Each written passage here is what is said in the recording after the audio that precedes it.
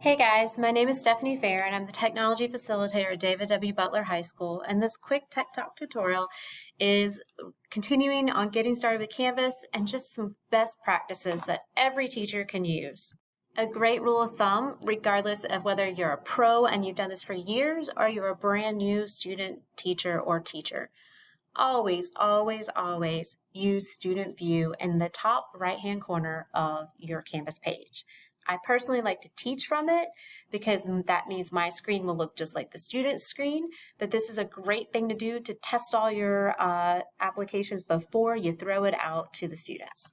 So when you have Student View on, it's going to have a purple line at the bottom of the page, and then whatever you're seeing is how the students will see it. So if the students don't see it, it means it's probably not published, or it's in a module that's not published.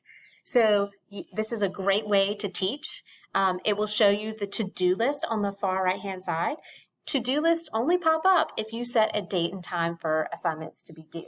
This is great because this creates a calendar for students that shows them what's coming up and what's due in each class and what they need to do. And don't we all like to be a little more organized and reminded? So great rule of thumb, put due dates on, check the to-do list, show the students that, model what you want the students to do. Another good rule of thumb while you're in Student View is to check your links. Hey, am I using live lessons? When I click live lessons, where does it take me? Is this where I want my students to be? Okay, is this page blank and it shouldn't be blank? So this is a great way to test everything. The only one caveat is if you have a Google assignment, you're not going to see a Google assignment because in Student View, it is not connecting your Canvas to your Google automatically. It doesn't know what Google to open it to. So sometimes that would be blank. But make sure you know that if you're just embedding a Google document, it will still pop up. If it's not popping up and you just embedded, then you have an issue. Another good thing is always remember to leave the Student View in the bottom right-hand corner. Otherwise, as a teacher, you can't do the things you need to do, like edit. Making sure their class is published before the first day of school. You don't have to turn it on, but make sure it's published. Same thing with your assignments and modules. If your module is deleted, then it's not going to show up. If your assignment is published but is not in a published module, then it won't show up. So for example, if I'm looking in this course, this module is published, and then everything that's checked, they will see.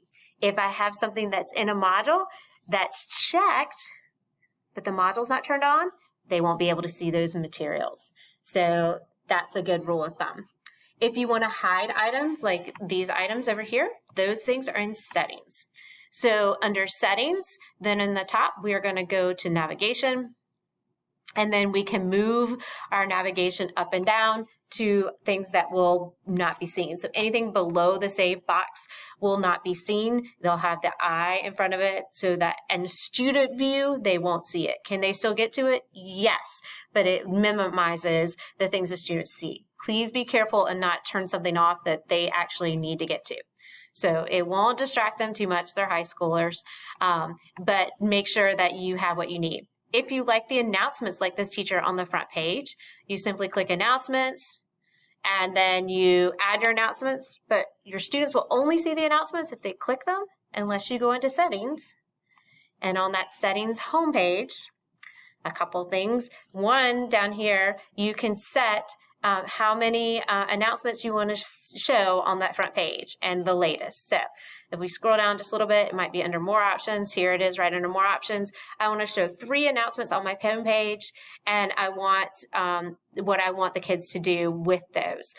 You can turn that on and off. It only shows the 3 newest announcements, not all of them. The rest of them are on the announcements page. So that's really cool. Also on this page is the image that pops up on the main page in the tiles. And if your students don't have that, we should fix that. So on their dashboard, I like the tiles because it will tell me if there's an announcement or a new assignment. These are tiles. Your students can change that by clicking this and switching it to list view. And that's when they're going to see things that are coming up in the activities. So I don't like that. It also, you can switch it to recent activities.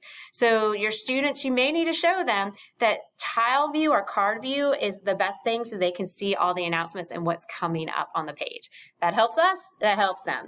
So those are some really good best practices.